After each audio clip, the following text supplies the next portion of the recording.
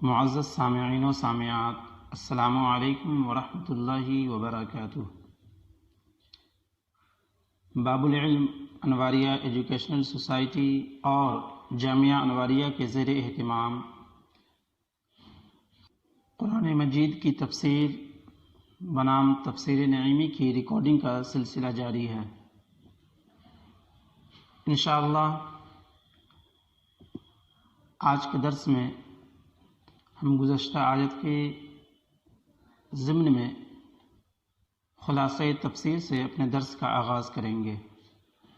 تو آئیے شروع کرتے ہیں۔ نحمدہ ونسلم علی رسولہ الکریم، اما بعد فاعوذ باللہ من الشیطان الرجیم، بسم اللہ الرحمن الرحیم۔ فبظلم من الذین هادوا حرمنا علیہم طیبات احلت لہم وبصدهم عن سبيل الله كثيرا وأخذهم الربا وقد نهوا عنه وأكلهم أموال الناس بالباطل وأعتدنا للكافرين منهم عذابا أليما۔ تو یہودیوں کے بڑے ظلم کے سبب ہم نے وہ بعض ستھری چیزیں کہ ان کے لیے حلال تھیں ان پر حرام فرما دی، اور اس لیے کہ انہوں نے بہتوں کو اللہ کی راہ سے روکا، اور اس لیے کہ وہ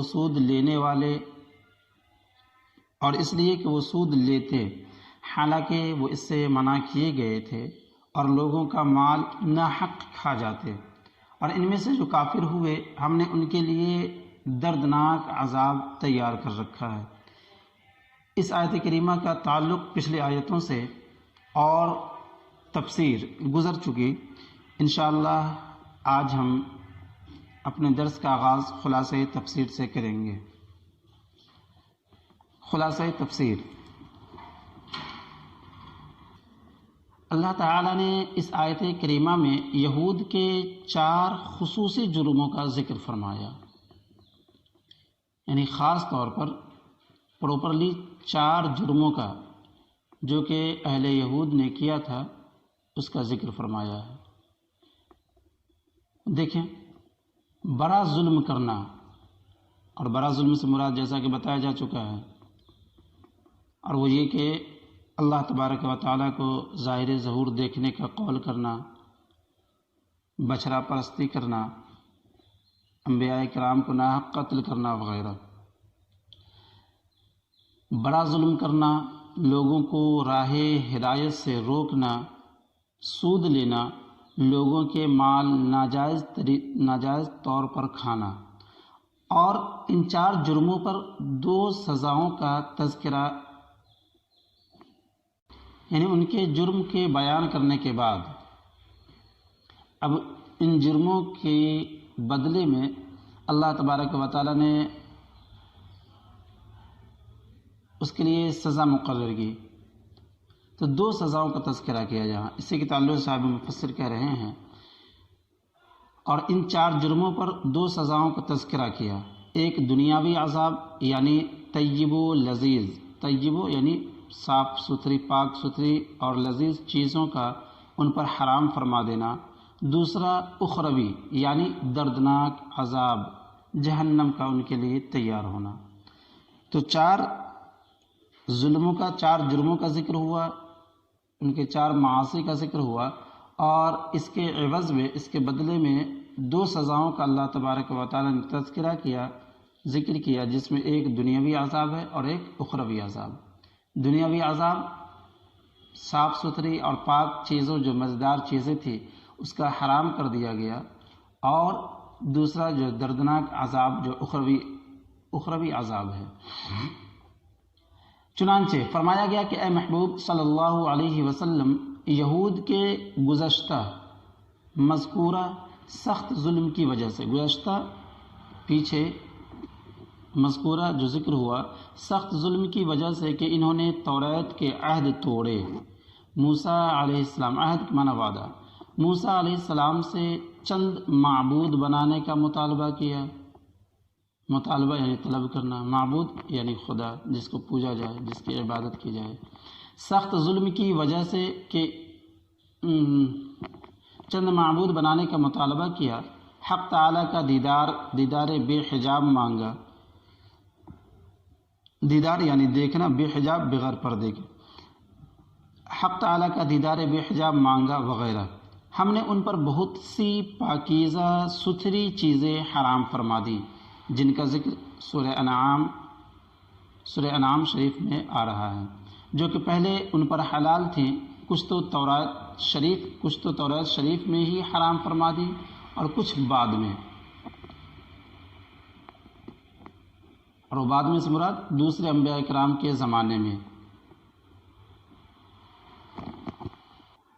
ابھی گزرا کہ سورہ انعام میں جو آیت کریمہ آ رہی ہے اس کے تعلق سے جو حرام کی گئی، تو جیسا کہ پیچھے گزرا بھی وہ آیت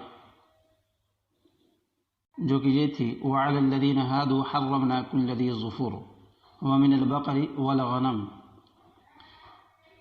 وَحَرَّمْنَا عَلَيْهِمْ شُحُومَهُمَا، یعنی ان پر جو ہے سو ناخن والے جانور اور گائے اور بکریاں وغیرہ حرام فرما دی تھیں۔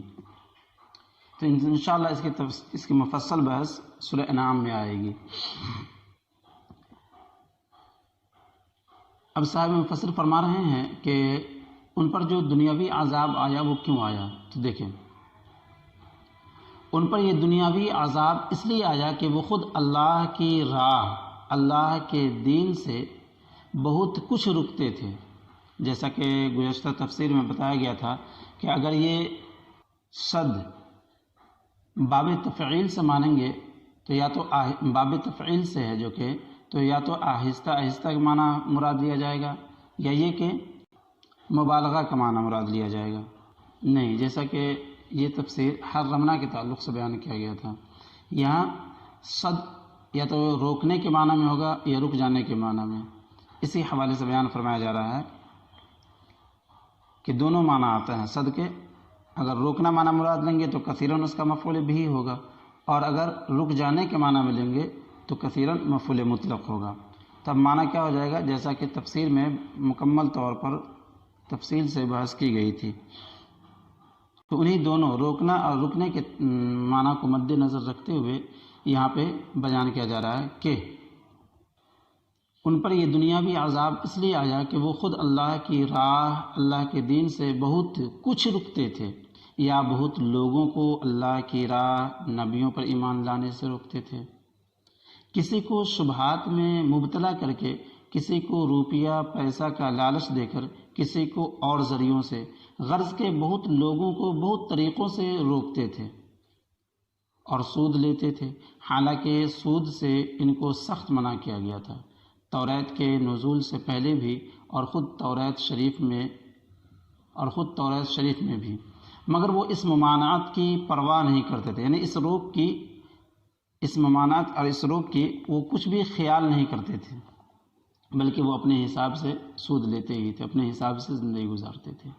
ان میں سے بعض تو کھلم کھلا صراحتاً یعنی واضح طور پر سود خوار ہو گئے تھے، یعنی انہیں کسی چیز کا نہ خوف تھا، نہ ڈر تھا، نہ شرم و حیا تھی، بلکہ بظاہر اعلانیہ جو ہے سب وہ سود لیا کرتے تھے۔ اور بعض یہودی حیلے بہانہ کر کے اسے جائز کرنے کی جرأت کرتے، جرأت یعنی ہمت، جرأت کرتے اور لیتے تھے، اور لوگوں کے مال ناجائز طریقوں سے، جوئے، رشوت، حرام طریقوں سے کھا جاتے تھے۔ ان چار وجہوں سے اس پر دنیا میں تو یہ عذاب آیا کہ ان پر حلال طیب چیزیں حرام کر دی گئیں، اور آخرت میں ان کا یہ حال ہوگا کہ ان میں جو کافر ہو کر مرے گا اس کے لیے سخت دردناک عذاب ہم نے تیار کر رکھا ہے۔ یعنی ان جرموں کی وجہ سے جہاں انہیں دنیاوی عذاب ملی ہے، اور وہ یہ کہ حلال چیزیں جو پاک اور ستھری چیزیں تھیں ان پہ حرام کر دی گئی، وہیں انہیں آخرت میں بھی دردناک عذاب سے دوچار ہونا پڑے گا، یعنی دوچار ہونا پڑے گا، یعنی انہیں دردناک عذاب جھیلنا پڑے گا، دردناک عذاب کا مزہ چکھنا پڑے گا، جو انہیں مرتے وقت مرنے کے بعد اور قیامت میں بعد قیامت دیا جائے گا۔ اس لیے بہتر ہے کہ اب بھی توبہ کر لیں تو ان کے لیے دروازہ رحمت کھلا ہوا ہے۔ ہمارے محبوب صلی اللہ علیہ وآلہ وسلم کا دامن بڑا وسیع ہے، کشادہ ہے، پھیلا ہوا ہے کافی دور میں، نوٹ، ضروری نوٹ، ہم سود کی مکمل بحث کہ سود کسے کہتے ہیں، سود کتنی قسم کا ہے اور سود کے احکام کیا ہیں، تیسرا پارہ سورہ بقرہ میں کر چکے ہیں۔ خیال رہے کہ ان آیتوں میں اللہ تعالیٰ نے یہود کی بدعقیدگیوں اور بدمعاملگیوں کا ذکر تو فرمایا مگر ان کی عبادات کی خرابیوں کا ذکر نہ کیا۔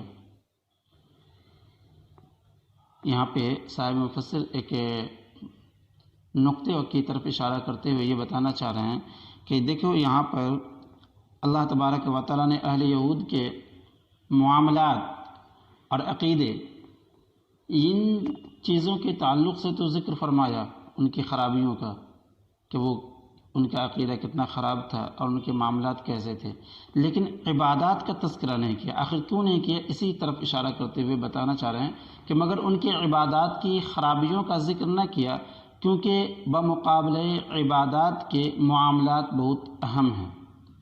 عبادات سے صرف اپنے کو نفع ہوتا ہے مگر معاملات کی دوستی سے ملک کا نظام قائم رہتا ہے۔ عبادات صرف مسلمانوں سے وابستہ ہیں مگر معاملات کے احکام ہر مسلم و کافر پر جاری ہوتے ہیں۔ اسلامی حکومت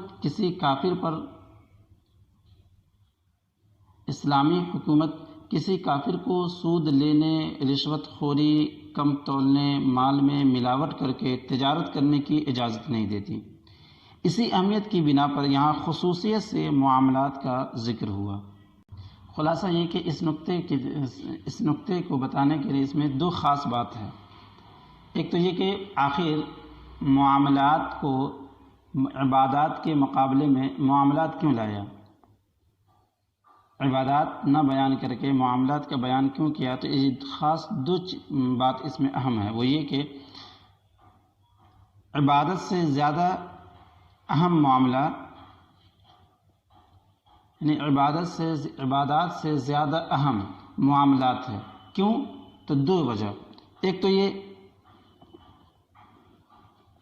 کہ اس سے ملک کا نظام قائم رہتا ہے، یعنی معاملات کی درستگی سے ملک کا نظام قائم رہتا ہے، ایک چیز۔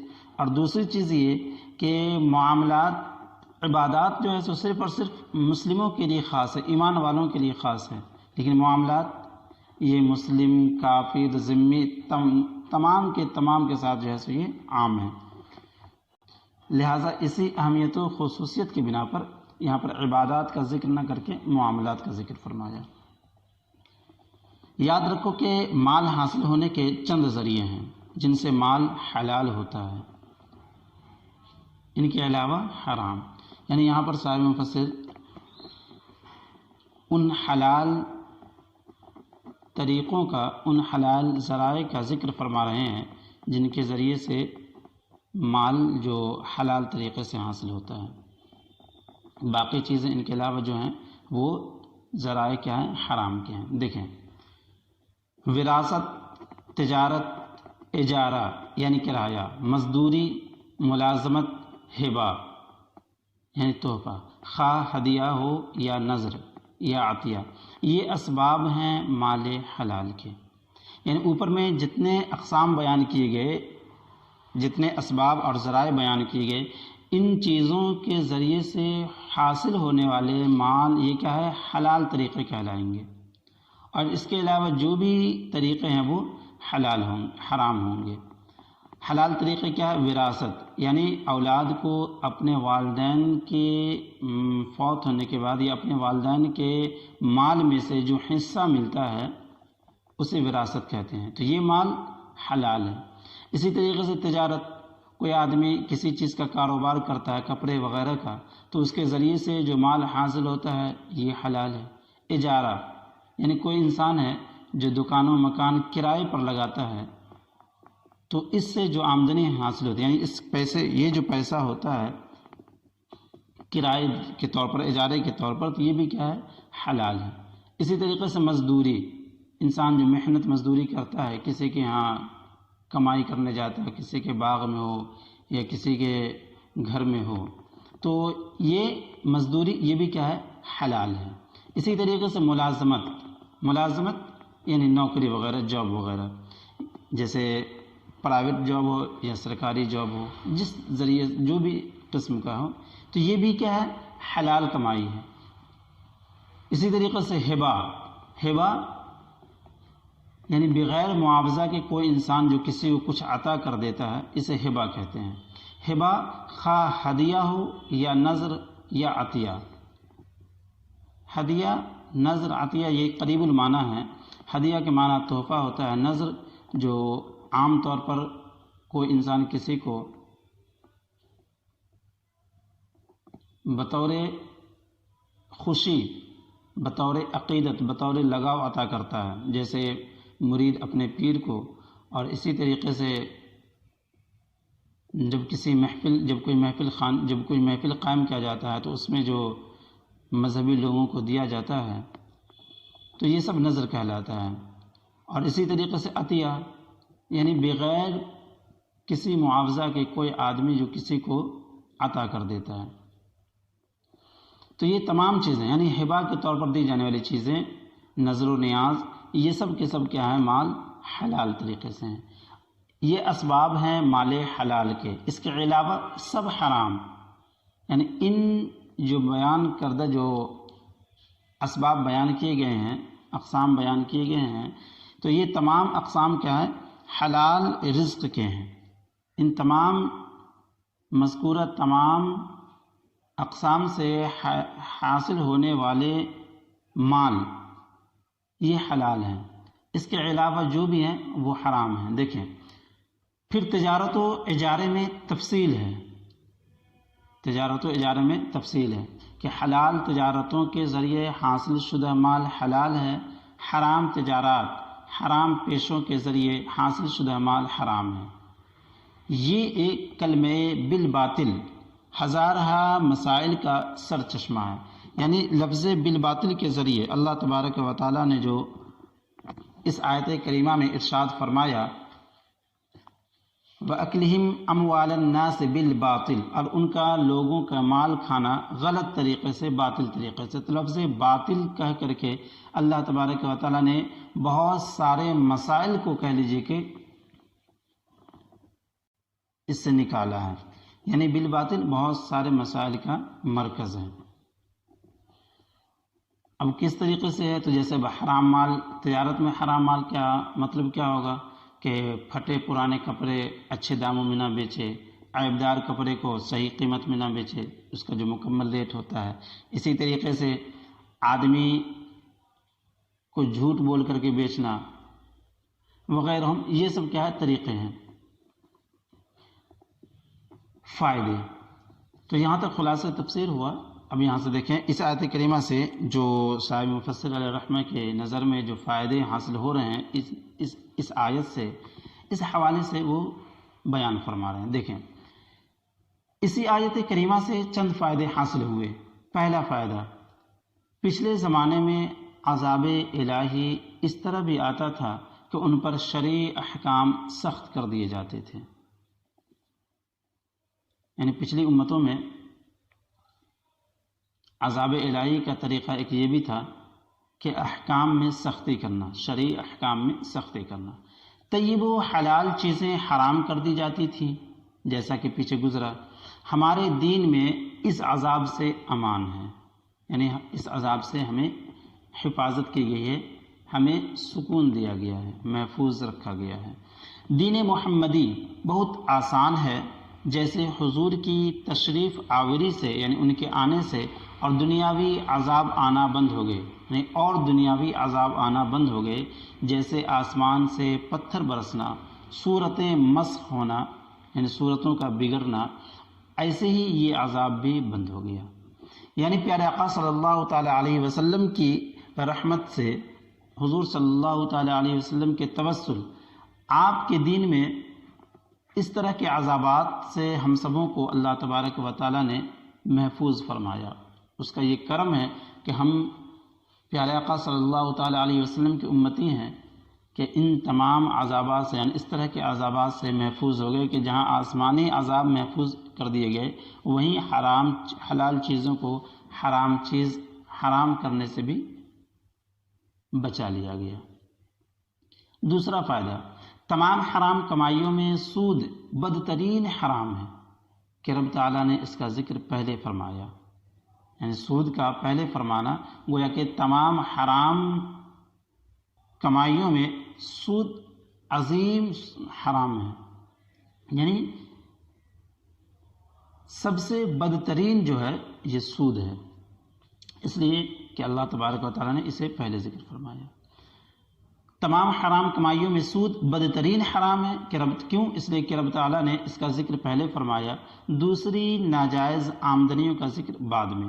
نیز اور یہ بھی کہ سود بھی ناجائز کمائیوں میں داخل تھا، مگر اسے خصوصیت سے علیحدہ بیان فرمایا، تو اس لیے خصوصیت سے علیحدہ بیان کرنے سے یہ فائدہ حاصل ہوا کہ بدترین حرام ہے یہ سود خواری۔ تیسرا فائدہ، سود لینا حرام مطلق ہے۔ حرام مطلق یعنی ہر زاویے سے آپ جس طریقے سے کمائیں، یعنی جس طریقے سے آپ اس کا استعمال کریں، وہ ہر سود کا ہر اینگل سے، ہر زاویے اور ہر طریقے سے وہ حرامی ہوگا۔ دیکھیں، نیز اور یہ بھی کہ سود بھی ناجائز کمائیوں میں داخل تھا، مگر سود لینا حرام مطلق ہے، خواہ اسے کھائے یا پہنے یا اس طرح استعمال کرے یا اسے جمع کرے، خواہ اسے کھائے یا پہنے یا اور طرح استعمال کرے یا اسے جمع کر کے رکھے یا خیرات کر دے، یہ تمام کی تمام صورتیں یہ آیت کریمہ میں اخذ سے معلوم ہوا، جیسا کہ صاحب مفسر خود فرما رہے ہیں کہ یہ فائدہ اخذہم سے حاصل ہوا کہ یہاں اکلہم نہ فرمایا، یعنی اخذہم جو کہا، اگر اکلہم کہا جاتا تو صرف کھانے سے، یعنی سود کا مال کھانا حرام ہے، استعمال کرنا، خیرات کرنا، پہننا یہ سب حرام نہیں ہوگا، لیکن جیسے ہی اخذ کہا تو اب اس سے تمام قسم کے مطلب مطلق سود حرام ہو گیا۔ اب اس سود کے ذریعے حاصل ہونے والی رقم سے وہ کھائے یا پہنے یا اسے خیرات کرے، اسے جمع کر کے رکھے، اسے مسجد و مدرسہ بنائے، یعنی جتنے بھی اقسام ہیں سود کے پیسے کے، جتنے بھی جس طریقے سے بھی آپ اسے استعمال کرنا چاہیں، وہ سب کے سب کیا ہوں گے؟ حرام ہوں گے۔ چوتھا فائدہ، سود دینے سے سود لینا زیادہ برا اور سخت تر جرم ہے، یعنی شریعت اسلامیہ میں جہاں سود لینا حرام ہے وہیں سود دینا بھی حرام ہے، لیکن اس آیت کریمہ سے ایک خاص فائدہ ہمیں یہ ملا کہ سود لینے سے چوتھا فائدہ، سود دینے سے سود لینا زیادہ بڑا اور سخت تر جرم ہے۔ یہ فائدہ بھی اخذہم سے حاصل ہوا کہ سود دینے والا تو ایک جرم کرتا ہے سود دینے کا، مگر سود لینے والا دو جرم کرتا ہے، سود لینا اور سود کا استعمال کرنا۔ یعنی سود لینا دینا تو ہماری شریعت اسلامیہ میں، ہماری شریعت میں حرام ہے، لیکن ان دونوں میں بڑا کون ہے؟ تو کہا گیا کہ بڑا سود لینا ہے۔ کیوں؟ اس لیے کہ سود دینے والا تو صرف دینا، یعنی سود دے کر کے گناہ کرتا ہے، جو کہ ایک ہی گناہ ہے، لیکن سود لینے والا وہ دو جرم کرتا ہے، ایک تو وہ سود لیتا ہے، ایک یہ جرم ہوا، اور دوسرا جرم یہ کہ اس سود کا وہ استعمال کرتا ہے۔ دیکھو، اسرائیل یہودی سود دیتے بھی تھے اور لیتے بھی تھے، مگر عذاب الہی کے اسباب میں سود لینے کا ذکر ہوا، وَأَخْذِهِمُ الرِّبَا، اور ان کا سود لینا، وَأَخْذِهِمُ الرِّبَا، اور ان کے سود لینے کے سبب۔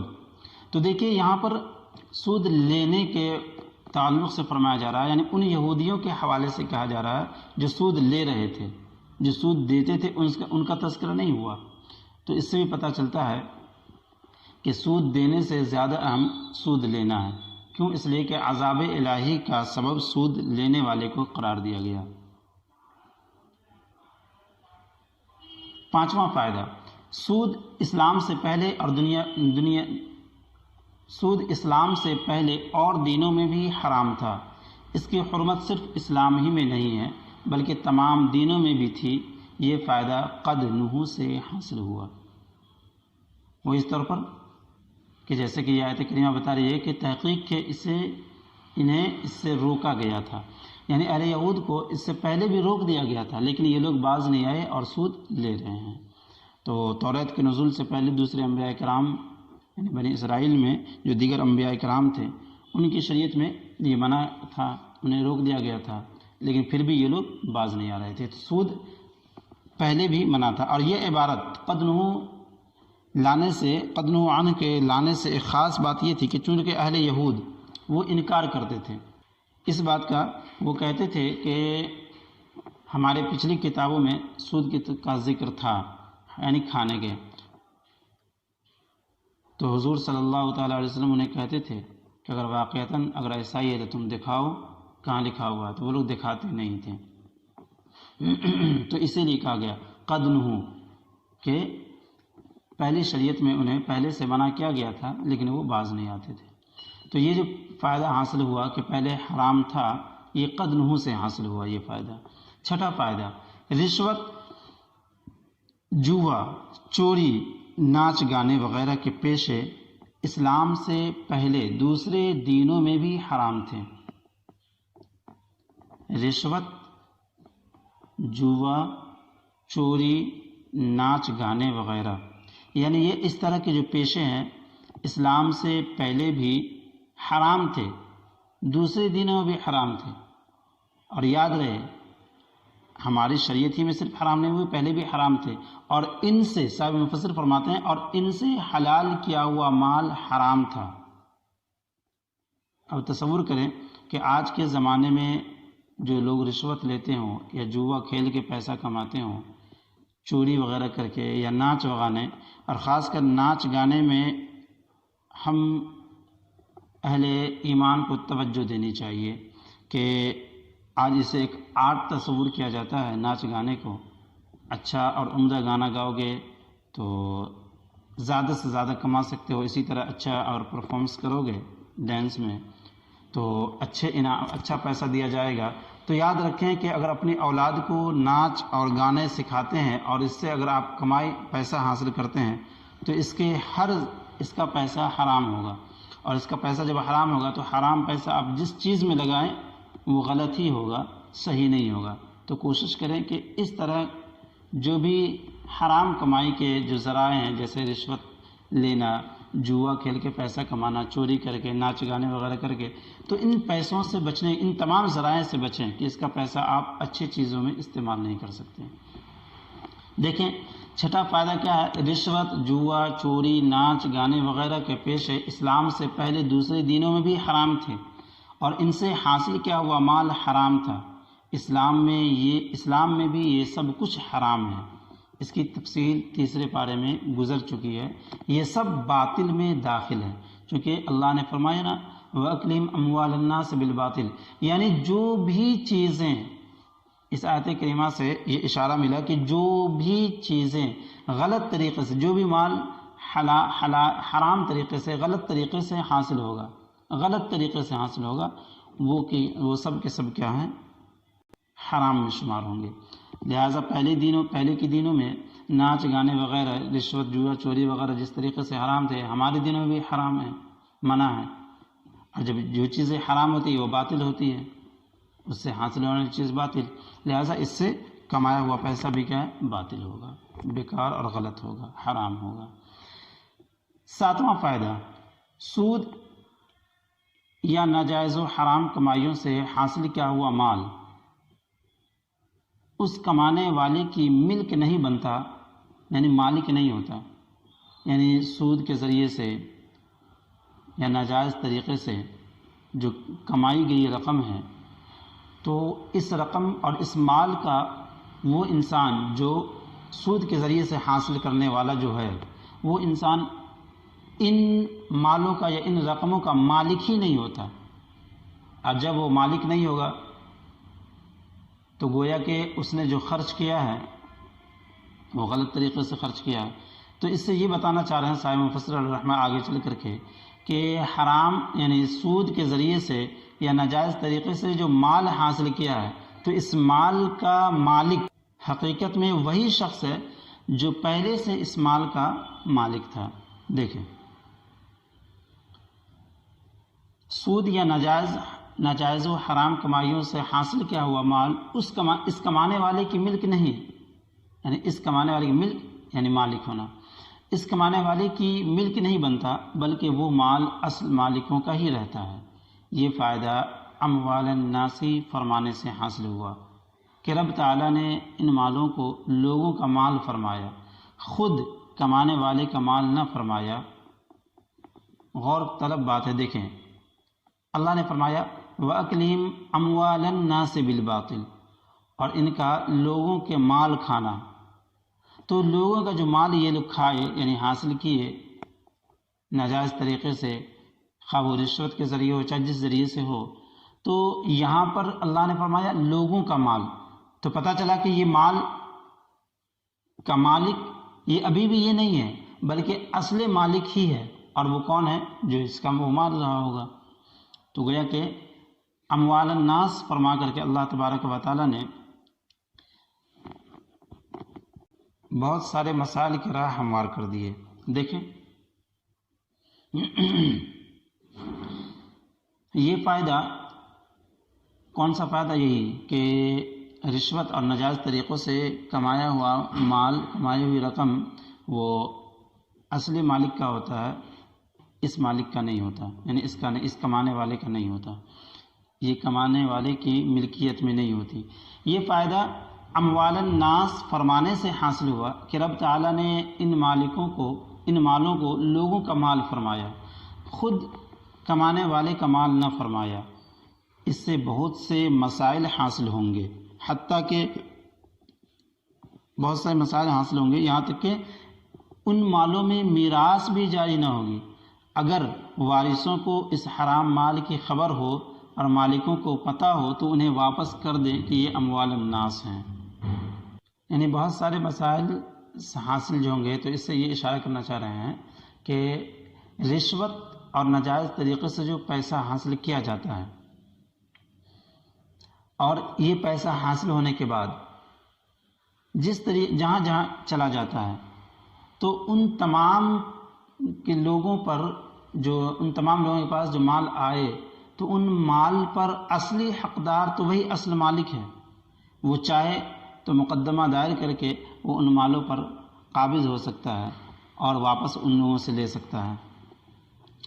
8واں فائدہ، ناجائز ذریعوں سے حاصل کیا ہوا مال کسی طرح استعمال نہ کرے مگر اس کا کھانا سخت حرام ہے۔ یہ فائدہ اکلیم فرمانے سے حاصل ہوا کہ حرام غذا سے جو خون گوشت پوشت بنے گا اسے آگے دوزخ جلد جلا دے گی۔ یعنی 8ویں فائدے کا خلاصہ یہ ہے کہ حرام اور ناجائز طریقے سے جو بھی چیز کمائی گئی ہے وہ تو بہر صورت ہر زاویے سے، ہر قسم سے وہ کیا ہے؟ خرابی ہی ہے، غلط ہے، لیکن ایک استعمال، جس چیز میں آپ استعمال کریں وہ غلط ہی ہوگا، لیکن خاص کر کھانا یہ زیادہ سخت اور حرام ہے۔ کیوں؟ اس لیے کہ رب نے فرمایا وَأَكْلِهِمْ أَمْوَالَ النَّاسِ، اکلہم کھانا، یعنی کھانے کے تعلق سے ارشاد فرمایا۔ اور اس لیے بھی کہ حضور صلی اللہ تعالی علیہ وسلم نے کھانے کے تعلق سے، حرام کھانے کے تعلق سے یہ ایک مقام پر ارشاد فرمایا کہ جس نے بھی حرام طریقے سے، مفہوم ہے کہ جس نے بھی حرام طریقے سے کھانا کھایا ہے یعنی غذا حاصل کیا ہے حرام طریقے سے، تو اس کی دعا قبول نہیں ہوتی، اس کی عبادت قبول نہیں ہوتی، اور بہت سختی سے حرام کے کھانے کے تعلق سے آپ نے منع فرمایا ہے۔ تو یہ فائدے احادیث سے بھی سمجھ میں آتے ہیں۔ تو 8واں فائدہ، ناجائز ذریعوں سے حاصل کیا ہوا مال کسی طرح استعمال نہ کرے مگر اس کا کھانا سخت حرام ہے۔ یہ فائدہ اکلہم فرمانے سے حاصل ہوا کہ حرام غذا سے جو خون گوشت پوست بنے گا اسے آگے دوزخ چل جلا دے گی۔ خراب پٹرول موٹر کے پرزے خراب کر دیتا ہے، خراب پٹرول موٹر کے پرزے خراب کر دیتا ہے، یعنی اور آپ خراب پٹرول سے استعمال کریں گاڑی چلائیں تو گاڑی کے جو پرزے ہیں، جو مشین ہے اس کے بنے ہوئے، وہ خراب کر دے گا۔ تو اسی طریقے سے انسان جب حرام کمائی کھائے گا، ناجائز طریقے سے حاصل کیے ہوئے مال سے وہ کھائے گا، تو اس کے اندر کی روح خراب ہو جائے گی، اور جب روح خراب ہوگی تو پھر اس کی آخرت برباد ہوگی۔ نواں فائدہ، انسان کے جزا و سزا کے لیے خاتمہ کا اعتبار ہے، کہ انسان کی آخری حالت، یعنی انسان جو مرا تو کس حالت میں مرا، حالت ایمان میں یا حالت کفر میں۔ نواں فائدہ، انسان کے جزا و سزا، یہاں پہ جزا سے مراد اچھا بدلہ، اور سزا سے مراد جو اس نے کیا ہے وہ اس کے عوض میں جو سزا دی جائے گی۔ انسان کے جزا و سزا کے لیے خاتمہ کا اعتبار ہے، جو کافر مرے عذاب کا مستحق ہے، خواہ زندگی میں مومن رہا ہو، اور جو مومن مرے وہ رحمت کا مستحق ہے، اگرچہ زندگی میں کافر رہا ہو۔ یعنی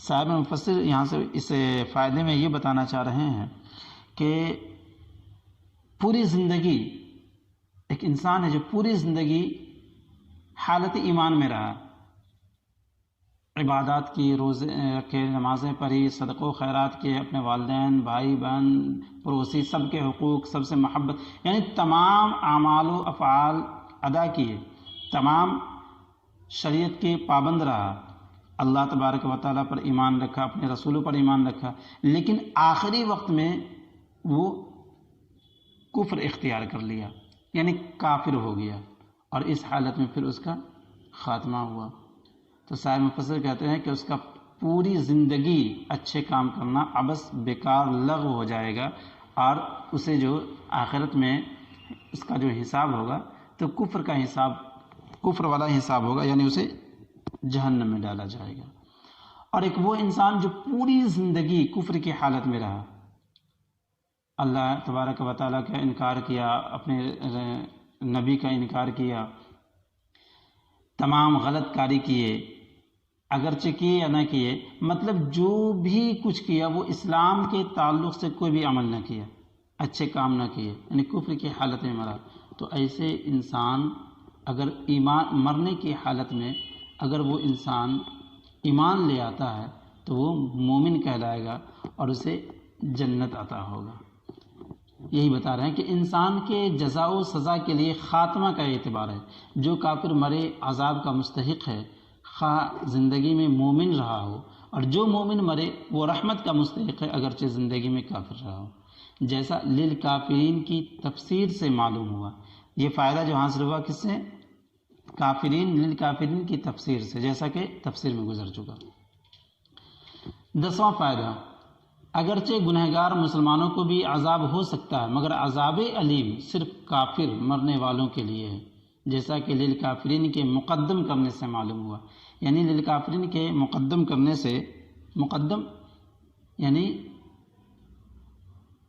پہلے لانے سے، دردناک عذاب، یعنی مسلمانوں کو دردناک عذاب نہیں ہوگا بلکہ کافروں کو دردناک عذاب ہوگا۔ دردناک عذاب مسلمانوں کو نہیں بلکہ کافروں کو ہوگا، اور یہ فائدہ جو حاصل ہو رہا ہے وہ للکافرین کو مقدم لانے سے۔ ہاں، یہ اور بات ہے کہ مسلمانوں کو بھی عذاب ہوگا اس کے غلط کاری کی وجہ سے، نافرمانی اور عصیان کی وجہ سے۔ 11واں فائدہ، تمام یہود کافر نہ رہے، یعنی تمام جو یہودی تھے وہ کافر نہ رہے بلکہ ان میں سے کچھ مسلمان بھی ہو گئے، جو مسلمان ہو گئے وہ بخش دیے گئے اور مذکورہ عذابوں سے بچ گئے۔ یہ فائدہ منہم کے من تبعیضیہ سے حاصل ہوا، جیسا کہ قرآن پاک نے کہا نا وَمِنْهُمْ لِلْكَافِرِينَ عَذَابٌ أَلِيمٌ، تو منہم کے من سے یہ فائدے حاصل ہوئے کہ جتنے بھی یہود تھے وہ سب کے سب یہود کافر نہ ہوئے بلکہ کچھ لوگ بخش بھی دیے گئے۔ تو یہ فوائد بیان کیے گئے۔ اب یہاں سے اعتراض، اس آیت سے معلوم ہوا، اعتراض اس آیت سے معلوم ہوا کہ یہود نافرمانیاں کرتے رہے اور ان پر طیب چیزیں حرام ہوتی رہیں، یعنی جو پاک ستھری چیزیں تھیں ان پر حرام ہوتی رہیں، یعنی وہ نافرمانی کرتے رہے اور پاک چیزیں، صاف ستھری چیزیں حرام ہوتی رہیں۔ مگر یہ تو جب ہو سکتا تھا جب کہ توریت شریف قرآن مجید کی طرح تھوڑی تھوڑی اور مختلف واقعات پر اترتی۔ جب ساری توریت یکدم اتری تو یہ کیسے درست ہوا کہ ان لوگوں کے گناہوں کی وجہ سے چیزیں حرام ہوتی رہیں؟ معترض کا اصل میں یہ کہنا ہے کہ یہ جو آیت میں آیا کہ دھیرے دھیرے، یعنی تھوڑے تھوڑے اور مختلف واقعات پر جو ہے سو مختلف اوقات میں جیسے جیسے اس کی نافرمانیاں ہوتی گئی ویسے ویسے حرام چیزوں کو، حلال چیزوں کو حرام کرتا یعنی ہوتی گئی۔ تو یہ تو اس وقت ہو سکتا تھا جب توریت دھیرے دھیرے اترتی، مختلف اوقات میں اترتی، لیکن وہ تو یک بارگی اتری، تو پھر یہ کیسے ممکن ہے؟ جواب، اس کا جواب تفسیر میں گزر گیا کہ یہود نزول توریت سے پہلے ہی بڑے ظالم، جھگڑالو اور ضدی تھے۔ ان کی حرکتوں کی وجہ سے توریت کے احکام سخت آئے۔ پھر موسیٰ علیہ السلام کے زمانے میں اور آپ کے بعد انہوں نے بری حرکتیں کی تو بعد والے نبیوں اور بعد والی کتابوں کے ذریعے ان پر سختی بڑھتی گئی، طیب چیزیں حرام ہوتی گئیں۔ چیزوں کی حرمت صرف توریت سے ہی نہ ہوئی بلکہ بعد میں دوسری کتابوں سے ہوتی رہیں۔ یعنی جواب کا خلاصہ یہ ہے کہ سب سے پہلے یہ بات ذہن نشین کر لے کہ پچھلی یعنی نزول توریت سے پہلے اس نے بہت بڑے بڑے ظلم، بڑے بڑے گناہ کر چکے تھے، اور یہ ضدی، ڈھیٹ پن اور ہٹ دھرم تھے۔ اور ساتھ ساتھ یہ بھی کہ ایسا نہیں ہے، ہاں تو اسی ضدی اور ڈھیٹ پن کی بنا پر توریت ہی میں سخت اور کرک احکام نازل ہوئے تھے جس کو ادا کرنا تھوڑا اس پر دشوار ہو، چونکہ وہ لوگ ضدی تھے، سرکش تھے۔ اور ساتھ ہی ساتھ یہ بھی کہ توریت کے بعد جو موسیٰ علیہ السلام کے بعد جو دوسرے انبیاء کرام آئے تو ان نبیوں کے بھی احکام اور ان نبیوں کی کتابوں میں بھی سختی برتی گئی، تو اس طریقے سے رفتہ رفتہ طیب چیزیں ان پر حرام ہوتی گئی۔ ایسا نہیں ہے کہ صرف توریت کی وجہ سے یا توریت ہی میں یک بار یہ حکم نازل ہو گیا، ایسا نہیں تھا، بلکہ توریت میں حکم سخت تھا تو اس پر عمل کرنا اس کے لیے دشوار ہو گیا۔ ایک تو ایسے ہی وہ سرکش تھے، وہ تو آسان حکم کو ادا نہیں کرتے تھے، تو جب یہ سخت احکام آئے تو اس میں اس کی سستی بڑھتی، اور پھر وہ اپنی مذہبی کتابوں کے ضمن میں اپنی مذہبی کتابوں کے متعلق زندگی نہیں گزارتے تھے، لہٰذا ان پر حلال چیزیں حرام ہوتی چلی گئیں۔ اور یہ دوسرے انبیاء کرام اور دوسری کتابوں میں بھی اس کا تذکرہ موجود ہے۔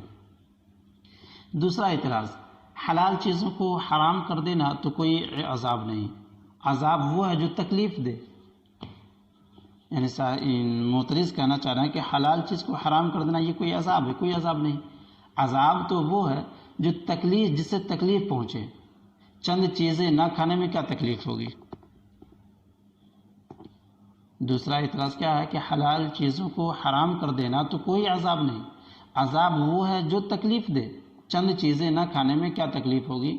بحوالہ آریہ، یعنی اگر کوئی انسان چند چیزیں نہ کھائے تو اسے تکلیف ہو، بھلا اسے کوئی تکلیف ہو سکتی ہے، تو اسے جب یہ تکلیف ہو ہی نہیں سکتی تو اسے عذاب کہنا چاہیے معنی دارت، یعنی کیا معنی رکھتا ہے یہ اسے تکلیف نہ کہا، اسے عذاب نہ کہنا چاہیے۔ جواب، اس کی تکلیف کسی اس بیچارے سے پوچھو، اس کی تکلیف یعنی اہل یہود کو جو عذاب کے طور پر یعنی حلال چیزوں کو حرام قرار دیا گیا اور اسے عذاب کہا گیا ہے، تو اسی حوالے سے کہا جا رہا ہے، صاحب مفسر فرماتے ہیں کہ اس کی تکلیف یعنی یہ حلال چیز جو حرام کر دی گئی، اس کی تکلیف کسی اس بیچارے سے پوچھو جو بیماری کی وجہ سے بہت سی مزیدار چیزوں سے محروم ہو گیا ہو۔ وہ بیچارہ سخت پرہیز کی وجہ سے زندگی سے تنگ آ جاتا ہے، خاص کر جب کہ سب گھر والے اعلیٰ غذائیں کھاتے ہوں اور یہ مونگ کی دال پر گزارا کرتا ہوں۔ یعنی صاحب مفسر کہنا چاہ رہے ہیں کہ تم سمجھے نہیں، تم ایسے نہیں سمجھ سکتے جیسا کہ تم سمجھنا چاہ رہے ہو، جیسا کہ تم نے سمجھا کہ اگر کوئی یہ حلال چیز ہے حرام کر دی گئی تو یہ بھلا عذاب کہاں سے آیا؟ تکلیف تو حقیقت میں وہ ہوگی، عذاب تو حقیقت میں اسے کہا جائے گا جس سے انسان کو تکلیف ہو، اور یہ کوئی تکلیف نہیں ہو رہی ہے لہٰذا اسے عذاب نہ کہنا چاہیے۔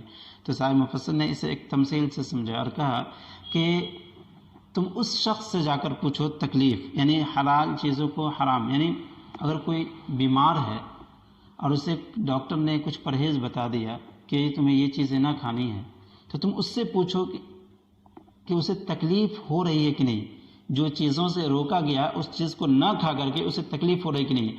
اور تکلیف میں لطف اور مزہ تو اور تب ہوتا ہے، یعنی تکلیف میں مزہ تو تب بڑھ جاتا ہے کہ جب کہ اہل خانہ عمدہ غذائیں کھائے اور مریض اسے دیکھ کر صرف اور صرف افسوس کرتا رہے کہ اسے نہ مل رہا ہو، تو اس وقت تکلیف اور بڑھ جاتی ہے۔ تو یہ تکلیف کا احساس تم اگر واقعتاً حاصل کرنا چاہتے ہو تو مریض بنو، تمہیں احساس ہو جائے گا۔ اور واقعتاً ایسا ہے، حلال چیز جو کہ پہلے سے کھانا جائز تھا اور اسے منع کر دیا جائے، اسے روک دیا جائے تو تکلیف ہوتی ہے، اور یہ اسی لیے جب تکلیف ہے تو اسے عذاب کہا گیا، اور اس میں کوئی قباحت نہیں ہے۔ تیسرا اعتراض، ناجائز کمائیوں میں سود بھی شامل تھا، پھر اس کا ذکر علیحدہ کیوں ہوا؟ جس طریقے سے رشوت وغیرہ حرام چیز ہے، اسی طریقے سے سود بھی حرام ہے۔ تو وَأَكْلِهِمْ أَمْوَالَ النَّاسِ بِالْبَاطِلِ میں جب سود کا ذکر ہو سکتا تھا وہ بھی شامل ہے، تو پھر خصوصیت کے ساتھ سود کا ذکر کیوں کیا گیا؟ اسی طرف اشارہ ہے معترض کا۔ دیکھیں تیسرا اعتراض، ناجائز کمائیوں میں سود بھی شامل تھا، پھر اس کا ذکر علیحدہ کیوں ہوا؟ جواب، اس لیے کہ زنا، اس لیے کہ یہ بدترین جرم ہے، اسی لیے حدیث پاک میں ارشاد ہوا کہ سود لینا ایسا جرم ہے جیسے کعبہ معظمہ میں اپنی ماں کے ساتھ زنا کرنا، العیاذ باللہ۔ جواب کا خلاصہ یہ ہے کہ یہ بات تو صحیح ہے کہ ناجائز کمائیوں میں سود بھی شامل تھا، لیکن اسے خصوصیت سے اس لیے بیان فرمایا کہ یہ تمام ناجائز کمائی میں سب سے عظیم اور بدترین جو کمائی ہے یہ سود ہے۔ اور جیسا کہ حدیث پاک کے ابھی اسے حکم سے، حدیث پاک کے اس حضور صلی اللہ تعالیٰ علیہ وسلم کے اس ارشاد سے سمجھ میں آیا کہ سود کتنا زیادہ سخت ترین جرم ہے، کتنا بدترین جرم ہے کہ کوئی سود کھاتا ہو، سود لینے والا ہو، تو وہ ایسا ہے جیسا کہ کعبہ معظمہ میں اپنی ماں سے، یعنی ایک تو کعبہ معظمہ اور وہ بھی اپنی ماں سے زنا کرنا، نعوذ باللہ۔ لطیفہ، فتاوی رشیدیہ میں مولانا رشید احمد صاحب فرماتے ہیں کہ منی آرڈر بھیجنا ممنوع ہے، ربا یعنی سود ہے، تو ان کے اس فتوے سے ہر منی آرڈر بھیجنے والا سود خوار ہے۔ ممنوع یعنی روک، ممانعت، تو اس فتوے سے ہر منی آرڈر بھیجنے والا سود خوار ہے، اور اتنا بڑا مجرم ہے جتنا بڑا مجرم اپنی ماں سے زنا کرنے والا ہے۔ اب غور کرنا چاہیے کہ آج کل منی آرڈر سے کون بچ سکتا ہے؟ اس فتوے نے سارے مسلمانوں کو اپنی لپیٹ میں لے لیا، اللہ تعالیٰ عالم کی عقل خراب نہ کرے۔ یعنی فتاوی رشیدیہ مولانا رشید احمد نے اس آیت سے اس طرح ایسے مسئلے مستنبط کیے، ایسا مسئلہ نکالا، ایسی عقل لگائی کہ منی آرڈر کو جو ہے سو غلط قرار دے دیا۔ اللہ تبارک و تعالیٰ ایسی عقل سے محفوظ رکھیں۔ چوتھا اعتراض، اس کی کیا وجہ ہے کہ سود کے لیے اخذ یعنی لینا ارشاد ہوا اور حرام کمائیوں کے لیے اکل یعنی کھانا فرمایا گیا، حالانکہ یہ دونوں ہی حرام ہیں؟ یعنی صاحب معترض کہہ رہے ہیں کہ سود کے لیے اخذ کا استعمال کرنا اور حرام کمائی کے لیے عقل کا استعمال کرنا، اس میں کیا حکمت ہے؟ جواب یہ بھی، جواب دیکھیں، جواب یہ بھی سود کی حرمت کی سختی ظاہر فرمانے کے لیے ہے۔ اس کی تفصیل ابھی تفسیر میں عرض کر دی گئی۔ یعنی جواب کا خلاصہ یہ ہے کہ سود کے لیے اخذ کا استعمال کرنا وہ اس وجہ سے ہے کہ پورے سود کی جتنے بھی اقسام ہیں ان تمام اقسام کو شامل کرنا مقصود ہے، اور یہ بتانا ہے کہ سود کی حرمت بہت ہی زیادہ سخت ہے، اور اس کی تفصیل ابھی گزر گئی تفسیر میں۔ پانچواں اعتراض، للکافرین منہم سے معلوم ہوتا ہے کہ سارے یہودی کافر نہیں بلکہ بعض کافر ہیں، انہی کے لیے دردناک عذاب ہے، حالانکہ سارے یہودی کافر ہیں، پھر یہ فرمانا کیسے درست ہوا؟ معترض کا اعتراض یہ ہے کہ یہود تو سارے کے سارے کافر ہیں، لیکن ان میں سے منہم کہہ کر کے للکافرین منہم کہہ کر کے ان میں سے بعض کو نکال دیا گیا۔ تو جب تمام کے تمام یہود کافر تھے، دردناک عذاب سب کے لیے ہونا چاہیے، تو پھر منہم کا کہ بعض کو کیوں نکالا گیا؟ جواب، اس کا جواب بھی تفسیر میں گزر گیا کہ یہاں کافرین سے مراد کافر رہنے والے اور کافر مرنے والے ہیں، اور واقعی ایسے کافر سارے یہود نہ تھے، بعض تھے، کیونکہ ان میں سے بہت سے یہود مسلمان ہو گئے تھے، جیسا کہ عبداللہ بن سلام وغیرہ۔ اور جب بات ایسی ہے تو پھر کوئی اعتراض نہیں، منہم کہنا صحیح ہو جائے گا۔ چھٹا اعتراض، مسلمان ہونے والے یہودیوں کا کیا حکم ہے؟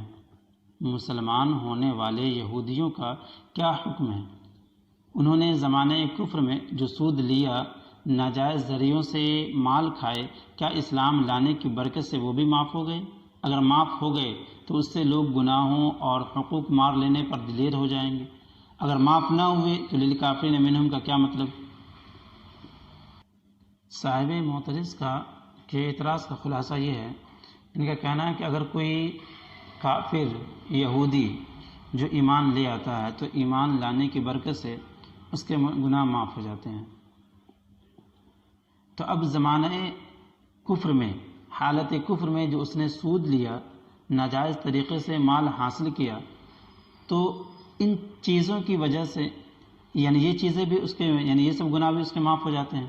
اگر واقعتاً معاف ہو جاتے ہیں تو یہ کہنا چاہ رہے ہیں صاحب معترض کہ اس سے لوگ گناہوں اور حقوق مار لینے پر دلیر ہو جائیں گے اگر معاف ہو جاتے ہیں تو، اور اگر معاف نہ ہوئے تو پھر للکافرین منہم کا کیا مطلب ہوا؟ اگر معاف ہو جاتے ہیں تو اس سے لوگ گناہ کرنے میں دلیر ہو جائیں گے، اور اگر معاف نہیں ہوتے ہیں تو پھر للکافرین منہم، یعنی ان میں سے بعض کو ہم نے معاف کر دیا۔ آخر کیا مطلب ہے؟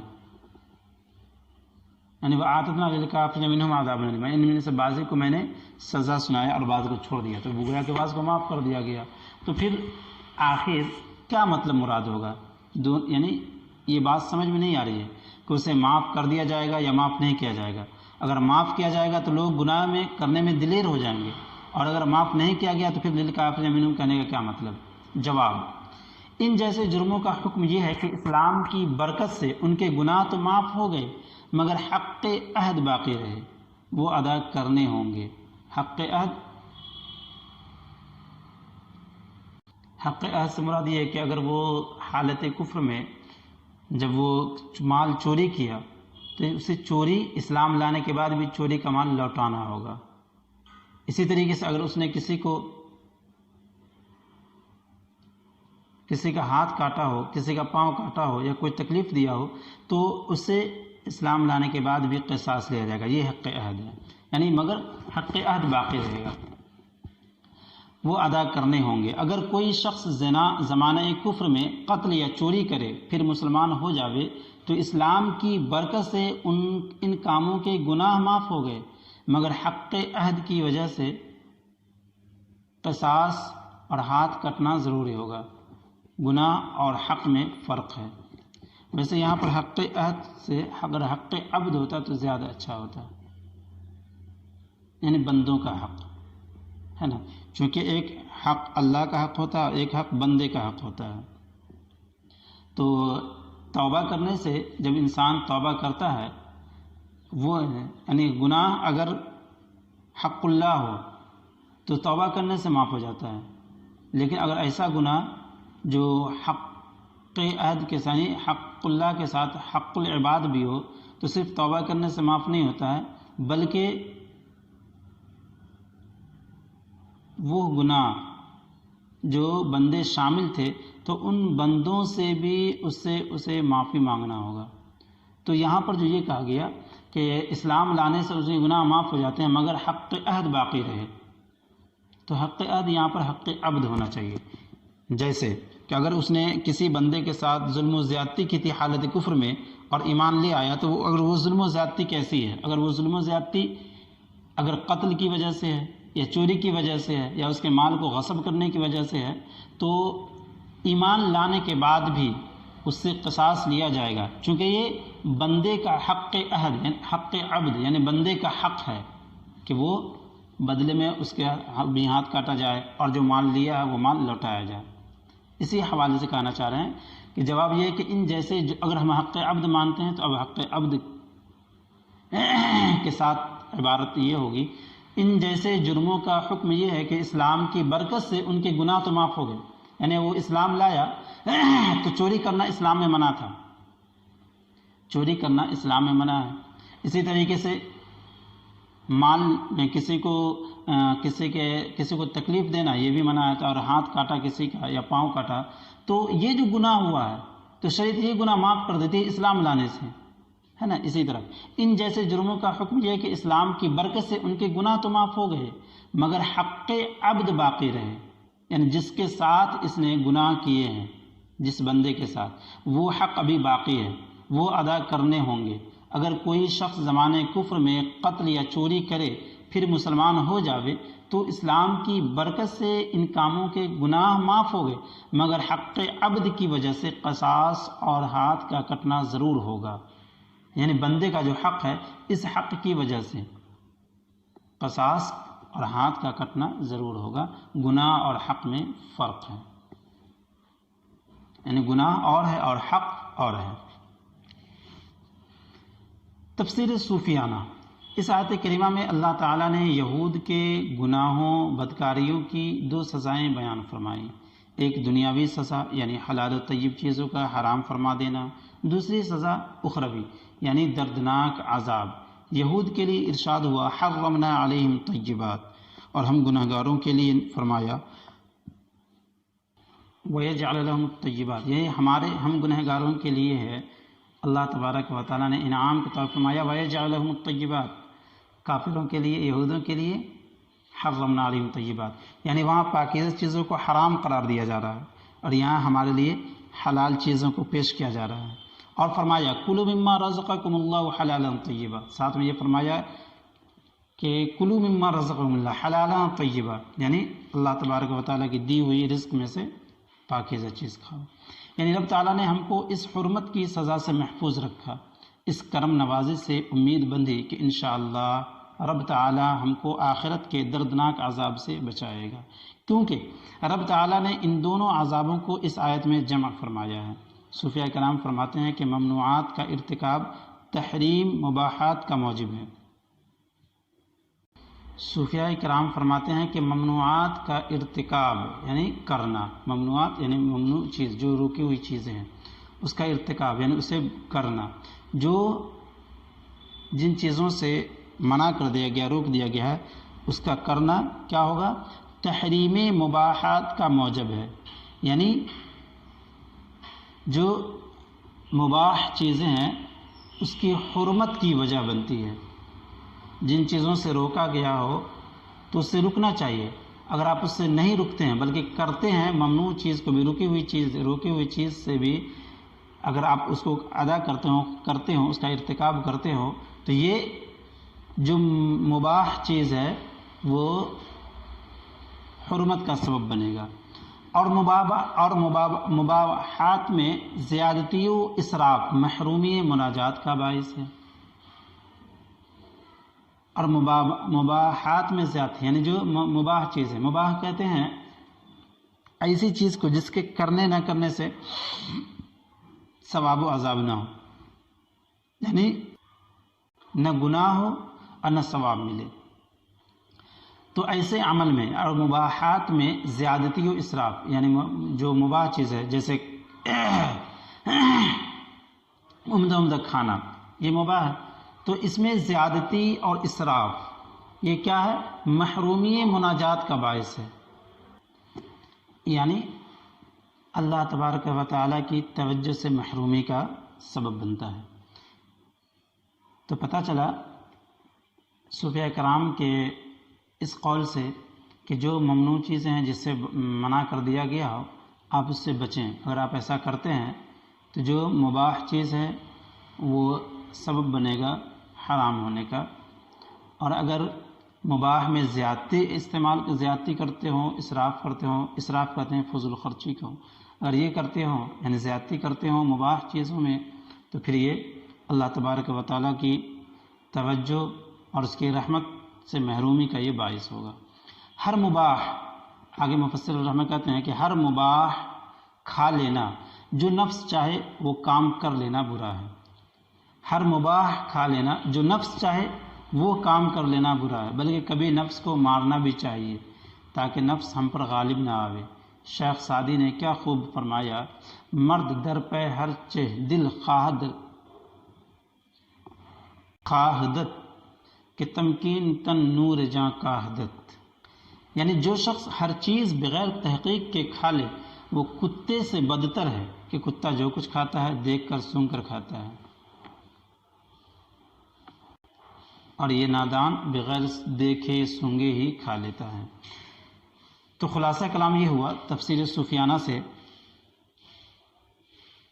کہ اللہ تبارک و تعالیٰ نے ہمارے اوپر خصوصی انعام اور کرم فرمایا ہے کہ ہمارے لیے جو حلال اور پاکیزہ چیزیں ہیں، وہ جو عمدہ چیزیں ہیں، طیب اور ستھری چیزیں ہیں، ہمارے لیے حلال فرمایا، کھانے کی اجازت دی ہے، اور